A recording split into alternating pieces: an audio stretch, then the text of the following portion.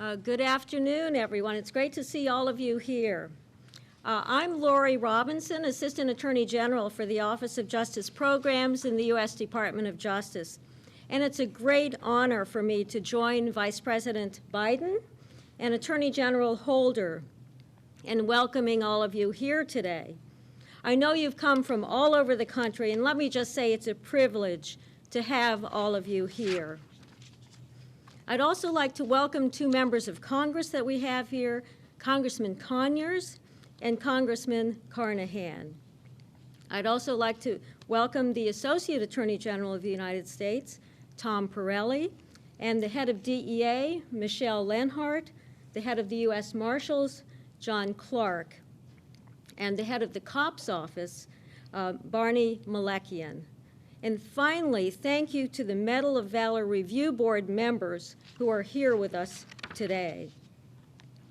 Now, we're here this afternoon to recognize 14 extraordinary individuals for their quick thinking, their selflessness, and exceptional courage.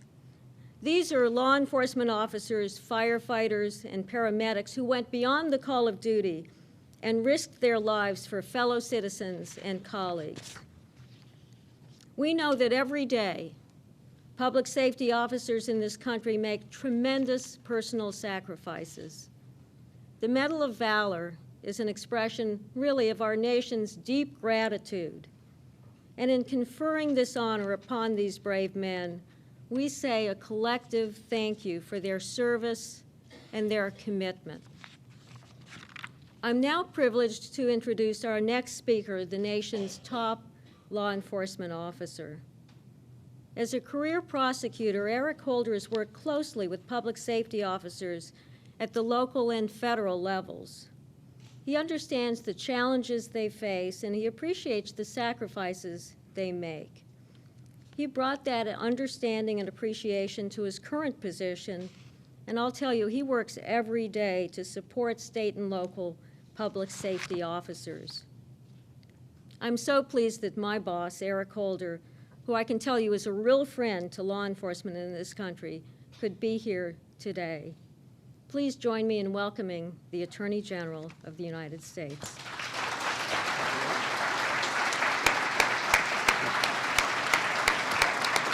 Thank you. Thank you. Anybody who knows Lori knows that the notion that I am her boss is really that's kind of funny. But thank you, Lori, for those very kind words. Congressman Conyers, Congressman Carnahan, it's good to see you both.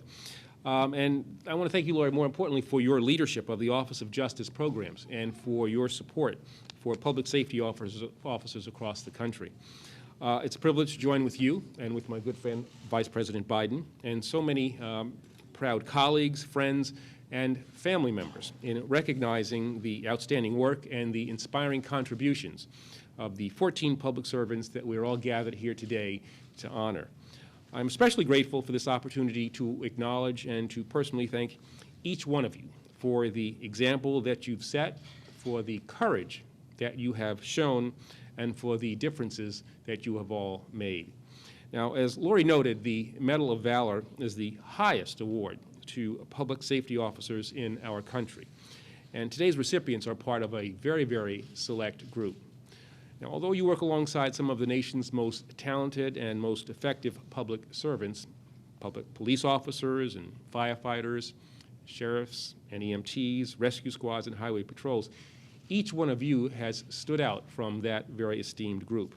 You've shown both fearlessness and selflessness, and you have distinguished yourselves through unwavering determination and a willingness to risk your own life to save the lives of others. You've braved raging fires and storms and battled armed and dangerous criminals. You've created life-saving rescue and escape plans and sustained life-threatening wounds as well. Amid explosions and gunshots, you have dragged your colleagues to safety. Now, one of today's awardees dipped a helicopter that he was piloting into treacherous waters to save drowning hurricane victims. Another jumped over a 6-foot barbed wire fence to save an officer he'd never met. And all of you have gone above and beyond the call of duty. The wife of a police officer who was rescued by one of the firefighters we honor today once asked, how do you thank somebody for giving your husband his life and keeping your family a family? Well, today we will try. Now, of course, this award cannot capture the full measure of our gratitude, and it cannot heal the wounds of seeing colleagues suffer or, in some cases, making the ultimate sacrifice. But I hope that today's awardees, the Medal of Valor, will serve as a reminder that your work strengthens our nation's finest traditions of public service, and that the American people are and always will be in your debt. Let me also say, on behalf of our nation's Department of Justice, that it's a privilege to count you all as partners, and that's what you all are partners. Your work is at the core of the department's #1 mission, to protect the safety of the American people. You are on the front lines of this effort, and I assure you that in addition to my deep appreciation, you also have, deserve, and continue to expect my full support. Now, even as we celebrate the contributions that define your work and have distinguished your careers, we must also be mindful of the challenges that remain before us. The threats that we face are real, they are urgent, and they are increasingly complex. But we will overcome them. And I believe the very skill and commitment that we honor today will drive our future success. Because of you and because of your colleagues, I'm optimistic about what we can accomplish in the days ahead. And I'm proud, very proud of each one of you. Now, I would like to introduce a public servant whose record of leadership on behalf of public safety officers is really unparalleled. He authored the largest and, I think, one of the most important crime bills in American history, the Violent Crime Control and Law Enforcement Act. And he has spent a lifetime supporting and advancing the work of public safety officers of every stripe. No one has done more. Ladies and gentlemen, it is my honor to introduce a friend, a colleague, a mentor, a great person, the Vice President of the United States, Joe Biden. Very nice, man. Thanks, folks, thank you very much. General, thank you.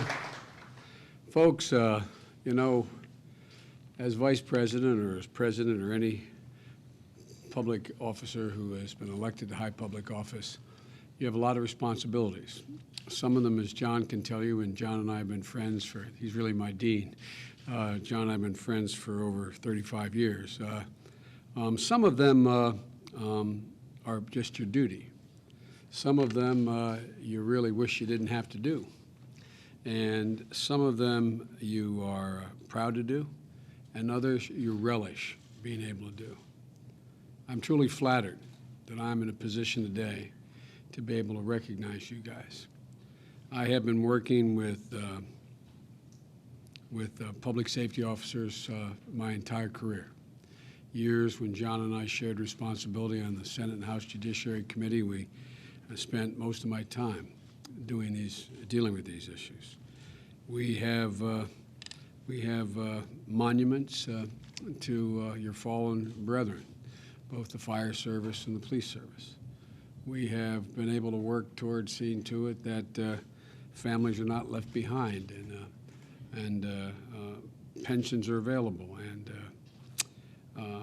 But it's really an honor to be able to be here to look in the eye some of the men that I admire the most who are here to tell the story.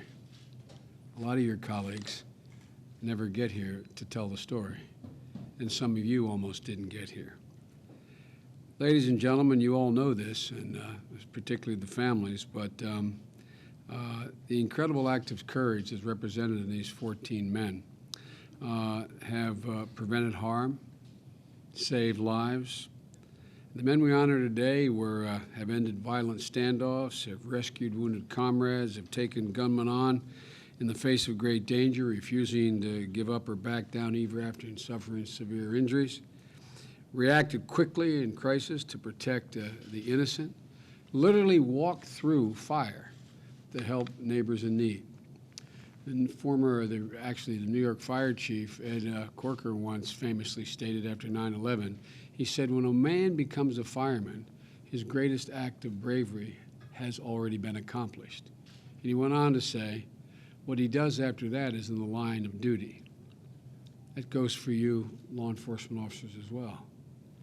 It's amazing to me, all of the graduations I've attended, all of the shields I've pinned on in my career, and literally hundreds upon hundreds of them. It's amazing to me what makes you guys tick. In my neighborhood, you either became a cop, fireman, or a priest. It was difficult in that order. Or you joined a union.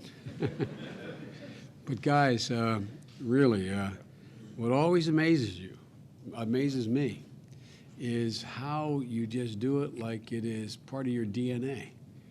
I don't know what you're made up of. I think you're all crazy, but God love you for it. Thank God there's men and women like you who are ready to do what you do every day. You risk your lives every single day to help the men and women, the 99% of them you don't know, and you've never known. You probably don't even end up knowing their names. You step into harm's way to form a line between safety and violence, calm and chaos, and hope and despair. You know, and I want you to know that the President and I recognize this bravery and that you display simply by putting on the uniform. That is not a joke. To you, it's getting dressed every morning. But you know in your gut, your spouses know, your mothers know, your fathers know.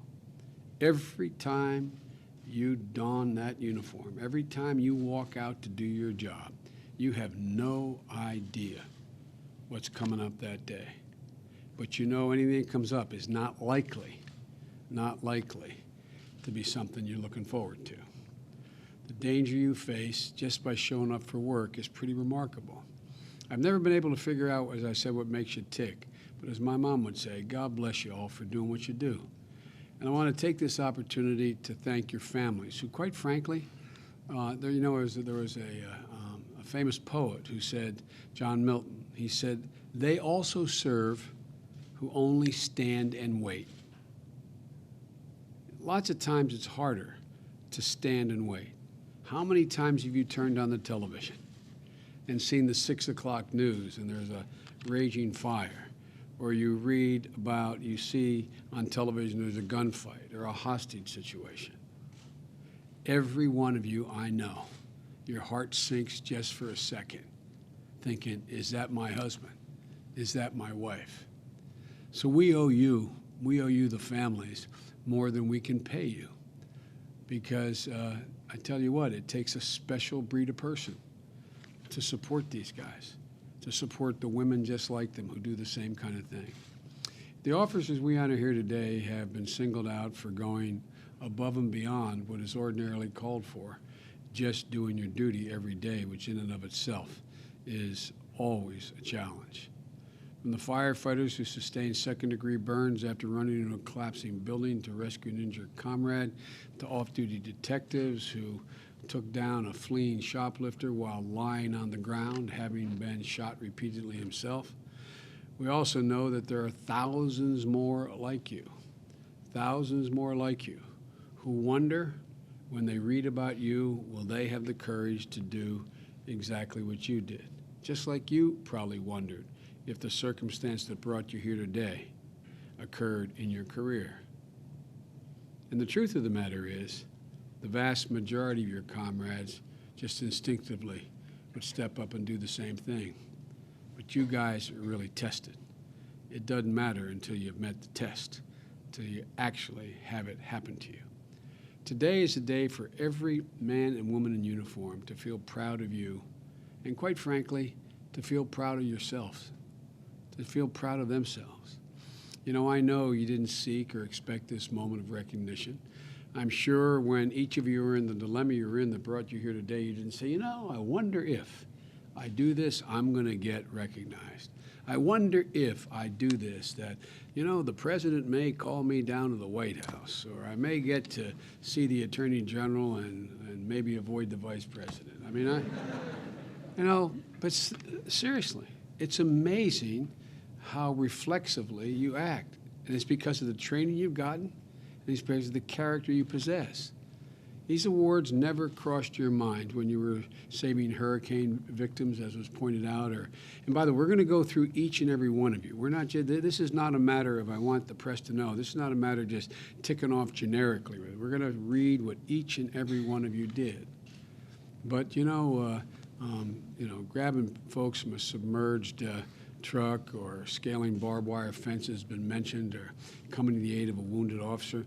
You probably didn't do what you did. I'm confident you did. No, wondering what anybody else was going to think, or what anybody in Washington, or let alone Washington, your hometown, was going to think, and not wondering whether or not they're looking out for you. You're just looking out for the person you're trying to help. You have inherently dangerous jobs, and the least we can do is to make sure they're as safe as possible.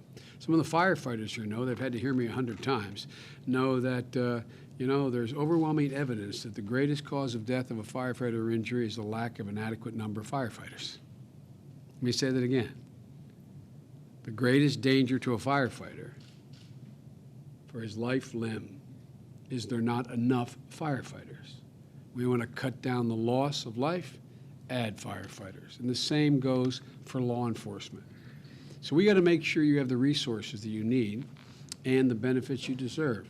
And as you know, for me and my family, some of you had to hear me before, it's a personal debt I feel to you. Every time I read about an act of heroism like yours, I see emergency responders who saved my life after I was told I didn't have much of a chance of living, and I couldn't get down to a hospital in time to have a craniotomy to deal with an aneurysm that was bleeding. It was my firehouse that got me down there in the middle of a snowstorm. Every time I see you guys and read about you, I think, and I mean it literally, of the cops and the firefighters who for 3 hours used the jaws of life to save my 2 sons' lives as my wife and daughter died. Every time I see what you guys do and turn on the television, I think of the day lightning struck my home and burned most of it to the ground, on the one whole section of it, with my wife inside the home. And I think of how you responded. And there's a lot of people like me out there, a lot of people whose names you never got, a lot of people who you did something for that every single time they read about guys like you are reminded what a debt we owe you. As I said, every time I look at my kids, I see you guys. I see the embodiment of sacrifice and courage that really is the backbone of America. I see a group of women and men coming together with one goal in mind, doing something for the communities, doing something for their neighbors, simply doing something to make things a little better. And guys, the psychic impact you have on a community when you do these things reminds everyone of their shortcomings and what they have to do. I remember right after 9/11 going over to, at the time it was a secret prison where we had some Al-Qaeda in Afghanistan. And I remember walking in to that hangar, and they had, instead of having the picture of the President of the United States hanging or a general, they had these prisoners who were Al-Qaeda malcontents who were really bad guys. You know the one picture they had at the end of the hangar? The picture of that grizzled fireman that everybody remembers coming out of the human dust and debris with his face covered in that beard with that look of absolute determination. That single firefighter helped lift America off its knees that day. You guys don't have an understanding, because you don't think of it this way, of the impact you have on your community when something like this happens. When it does happen, when you do what you did, you make everybody in the community a little bit better. So it's more than a platitude when I say we are absolutely committed to matching our words of praise with the support and resources you need to continue making our community safe and keeping yourself safe. We understand that when you're safer, a community's safer. That's why more than $4 million in the Recovery Act was dedicated to hiring new officers, including the ability to keep fire stations open and fire officers as well. Equipment such as bulletproof vests, new technology to give you the tools to do the job that is more safely and more efficiently.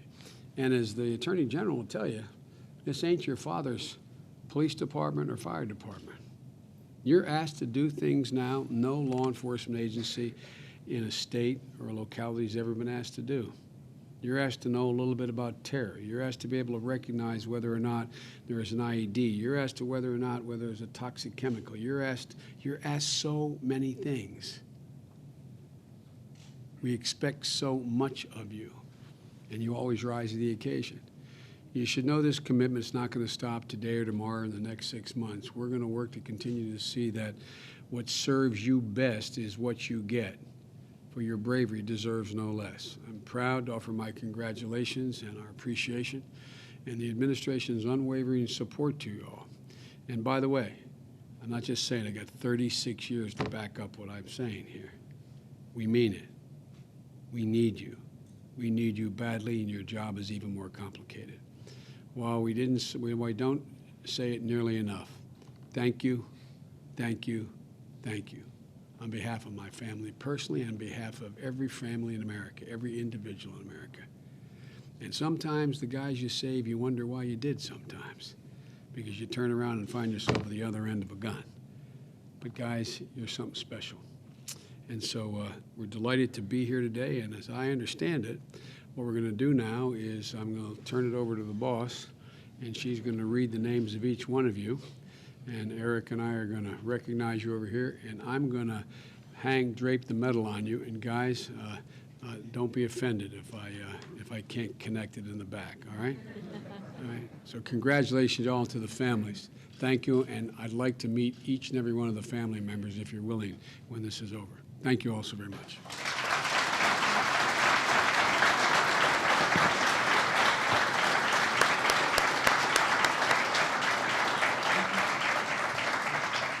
Oh, thank you so much, Vice President Biden. That was wonderful. It's my honor now to begin the conferring of medals. I'm going to read the first citation and then ask that the recipient come forward to receive his medal and certificate, and then we'll do the same for the remaining recipients. The first honoree is Deputy Carl Byer from the Jefferson County, Missouri Sheriff's Office. On September 8, 2007, Deputy Byer responded to a report of a violent disturbance at a rural residence in Jefferson County, Missouri. As Deputy Byer approached the house, a man came outside holding what appeared to be an AK-47 assault rifle and began charging toward the deputy. Throughout the episode, Deputy Byer kept the 911 dispatch center and the other responding deputies informed of the situation. He actually ordered the deputies not to pull into the driveway because he was fearful that the man would ambush them. Deputy Byer, without regard for his own life, stood his ground while under continuous fire, incapacitated an enraged suspect, and protected lives. Congratulations, Deputy Byer.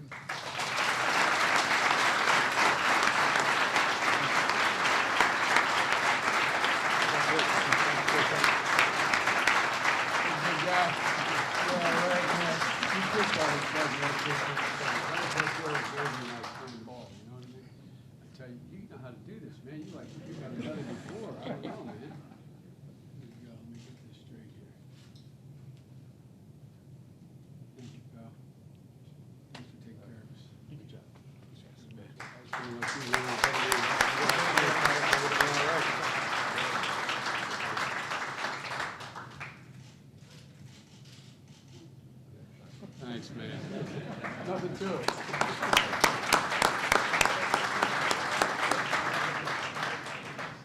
Our next recipients are Chief Randy Poindexter from the Fire Department in Kingfisher, Oklahoma, and Lieutenant Brian Sturgill of the Oklahoma Highway Patrol. On August 19, 2007, Chief Poindexter and Lieutenant Sturgill worked together to coordinate multiple rescues of individuals stranded because of Hurricane Erin, which had flooded parts of Oklahoma the previous night. In one of their rescues, the men assisted 2 occupants of a submerged pickup truck, and we heard some reference to this before.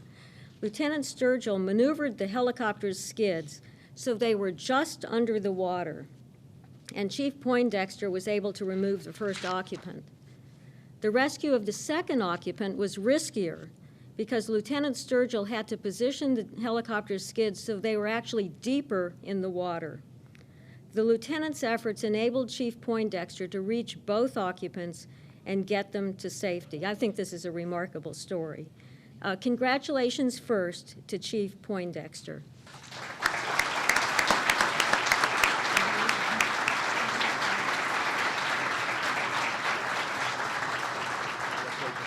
Great story.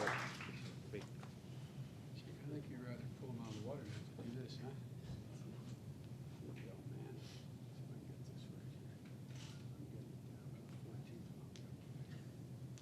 Thank you, buddy. Congratulations. Here's your picture.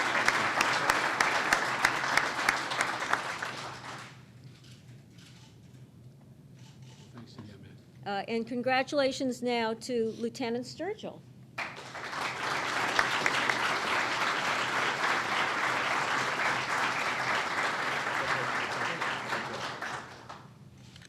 We're going to find Practice, sir. No, sir. Don't practice putting the skids under the water, though, right? That had to be a first time. That was the first, man. Yes. I think you'd rather be doing the skids again than standing up here, wouldn't you? No, sir, I wouldn't. I'd rather be here. Thanks, man. Congratulations.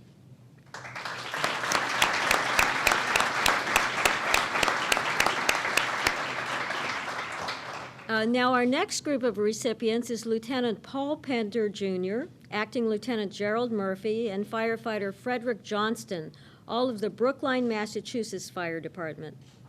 Back on April 16, 2008, the Brookline Fire Department responded to a report of a house fire which indicated that someone in a wheelchair was trapped on the second floor. Due to the heavy smoke and the size of the flames, all the firefighters were ordered out of the building. During the evacuation, a backdraft caused the partial collapse of the second floor ceiling. At the same time, firefighter Stephen Nelson was knocked down and was partially buried under the debris. The backdraft also knocked down several firefighters at the second floor doorway, sending one of them tumbling down the stairs and taking Acting Lieutenant Murphy with him. He quickly recovered, however, and crawled back up the stairs, found the nozzle of Engine Company 1's line, and began moving into the fire. At the same time, Lieutenant Pender and firefighter Johnston rushed up the stairway, where Acting Lieutenant Murphy directed them to firefighter Nelson.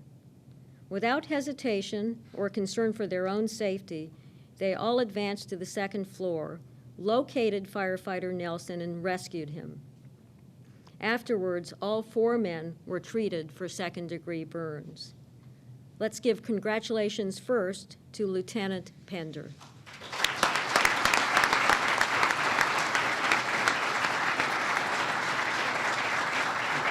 Good job. Lieutenant, how you doing, buddy? Good job. Congratulations. Thank you very much. I told my wife I was going to say that to you. Yeah, you Massachusetts guys are always worried.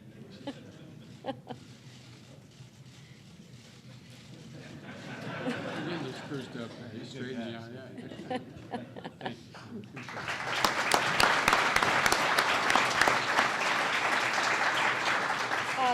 Next, congratulations to Acting Lieutenant Murphy.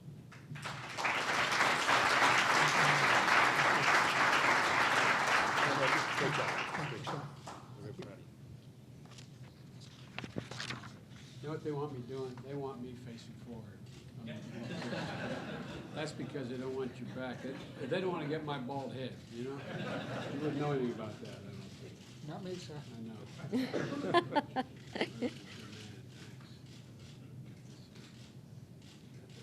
Okay, buddy. Congratulations.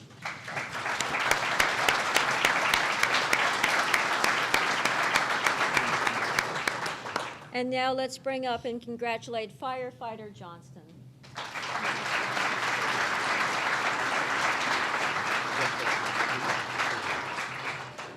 Big guy, how you doing?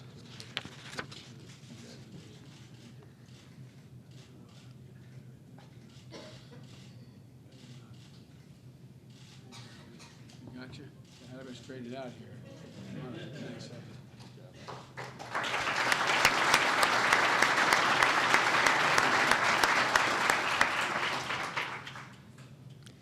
Our next recipient is Detective Jared Reston of the Jacksonville, Florida Sheriff's Office. On January 29, 2008, Detective Reston was working off-duty at the Regency Square Mall when he received a call about 2 shoplifters. One suspect had been taken into custody, but the other had fled on foot. Detective Reston ran after the fleeing suspect and caught up with him. The suspect turned and shot him several times with a Glock 45 pistol. In spite of his wounds, Detective Reston managed to regain his focus, and while still lying on the ground, wounded, drew out his service weapon and returned fire, striking the suspect several times and ending the pursuit. Let's congratulate Detective Reston.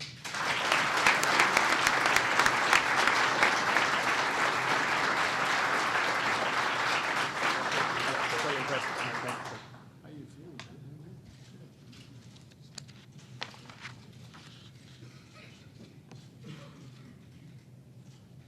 Got it straight, man? All right, man. Congratulations.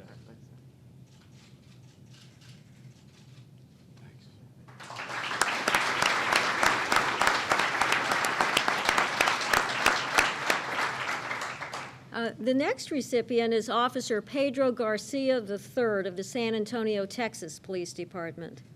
On September 8, 2008, Officer Garcia and his partner responded to an officer in trouble call to assist 3 patrol division officers who had come under gunfire while attempting to serve a felony warrant at a residence.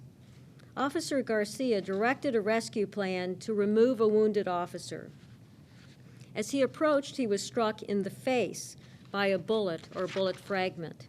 Despite this injury, he reached the wounded officer and pulled her out of the building into the fenced backyard, while at the same time returning fire. Because Officer Garcia could not safely remove the wounded officer from the backyard without putting them both back into the direct line of fire, he directed another officer to use a patrol car to create an opening in the fence so they could escape. While the gunfire from the house continued, Officer Garcia carried the wounded officer to his patrol car. He drove her down the street to a waiting EMS unit and then returned to the scene to coordinate with his fellow officers until a SWAT team relieved them. Congratulations, Officer Garcia.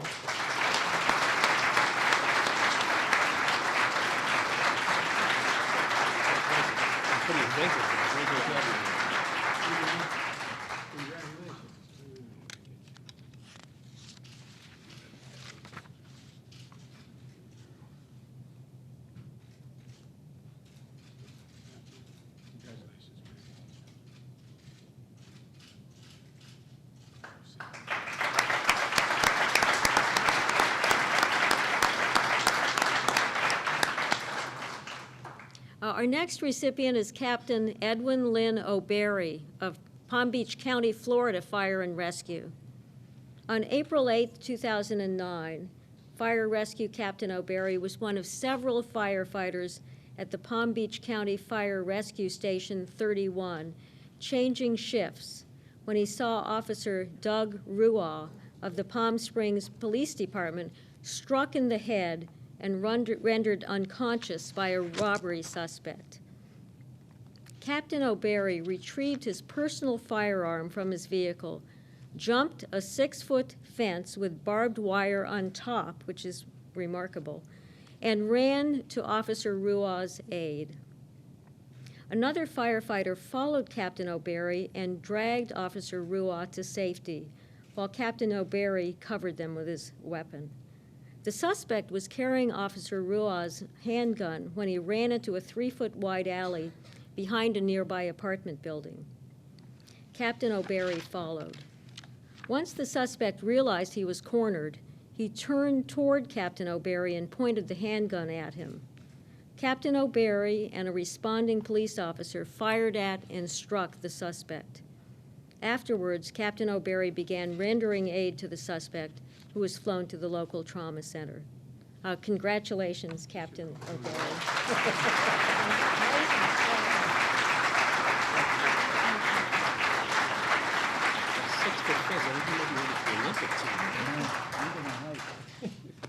That's what you call doing it all. Rescue.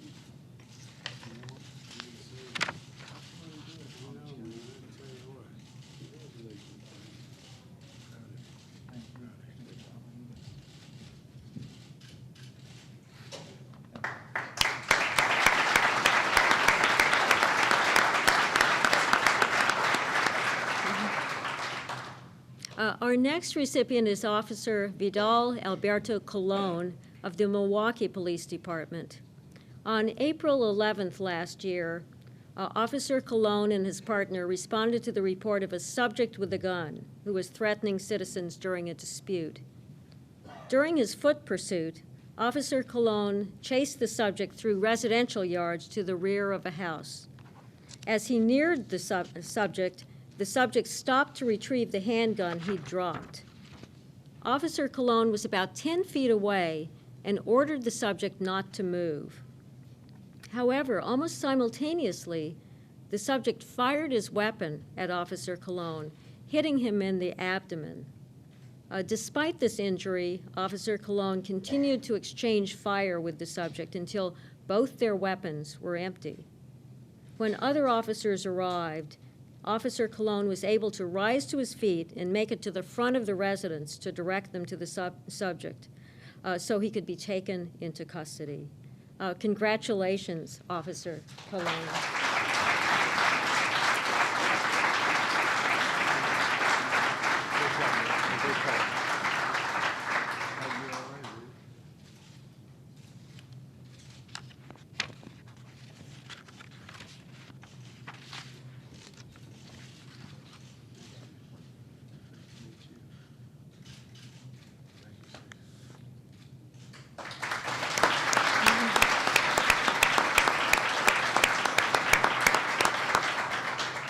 These really are amazing stories that we're getting here.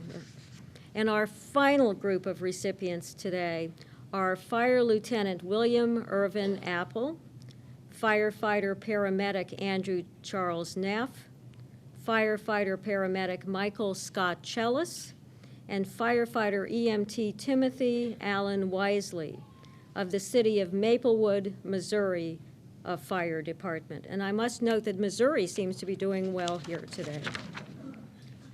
On July 21, 2008, Lieutenant Apple and firefighters Neff, Chellis, and Wisely, along with firefighter Ryan Hummert, were dispatched to a reported vehicle fire.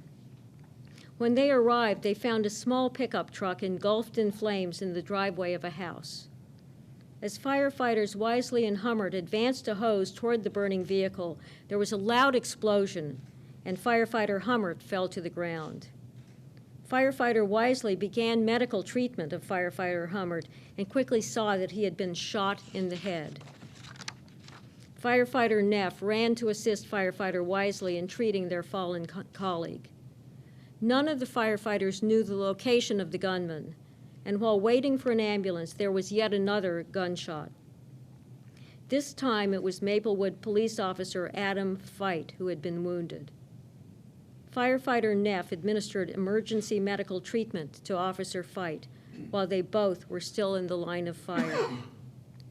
Ultimately, firefighter Neff was able to drag Officer Fite to safety and stayed with him until the ambulance arrived. When Lieutenant Apple realized where the shots were coming from, he directed the firefighters to take cover. Unfortunately, firefighter Hummert had sustained a mortal injury, and firefighter Wisely, who didn't want to leave him, was moved out of the line of fire by Lieutenant Apple and firefighter Chellis. Throughout the incident, Lieutenant Apple provided key information to the command staff until the St. Louis County Police Department tactical team arrived and removed the firefighters in an armored vehicle. So congratulations first to Lieutenant Apple.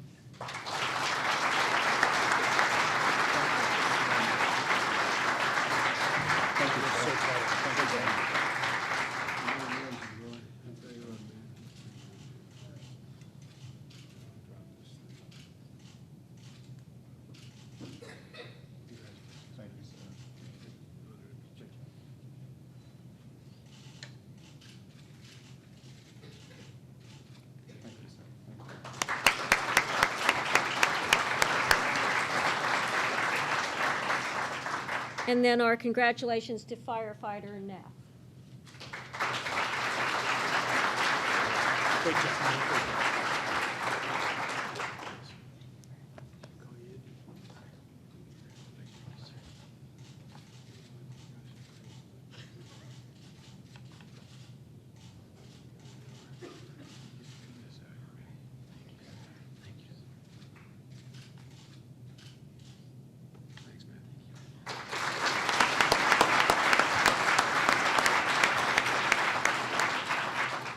we can bring forward firefighter Chellis and congratulate him.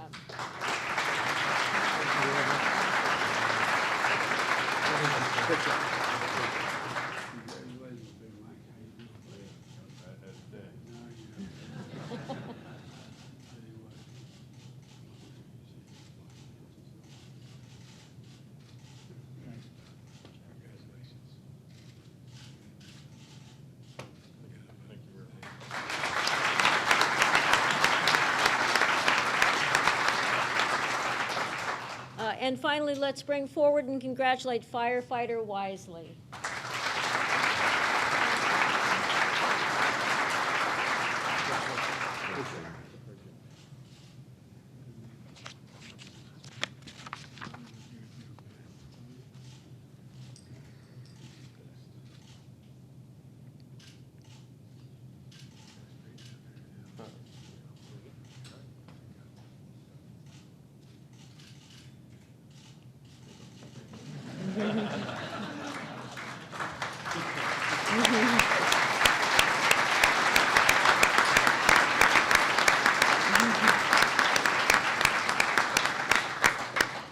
Well, thank you all, and I know I speak for the Vice President and the Attorney General when I tell you what an honor it has been for all of us to confer these medals.